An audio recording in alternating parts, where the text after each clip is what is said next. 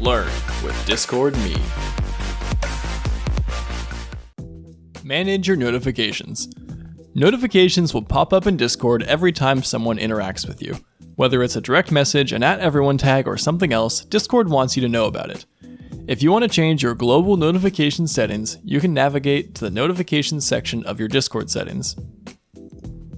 The main setting you may want to tweak is whether or not you receive notifications on your desktop, which will appear even if Discord is minimized.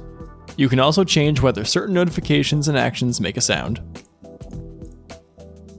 More likely, you will want to adjust notifications on a server level. If you want to totally silence a server, click on Notification Settings. From here, you can mute the server, which will not give any notifications unless you are specifically mentioned. By also suppressing @everyone and @here, you will totally silence the server, as even an @everyone tag won't alert you. You can also just change what you get notifications for, if you want to still get notified of something. This includes the ability to override your settings for specific channels if there is only one you want to hear from.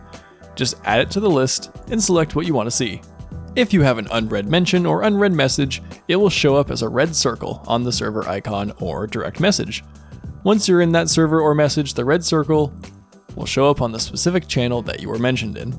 If you are receiving a call, you will hear a ringtone, but even if you miss the call, you'll still be able to join it later and see who is currently on the call. That's all about notifications. In the next video, we will talk about security and privacy features in Discord.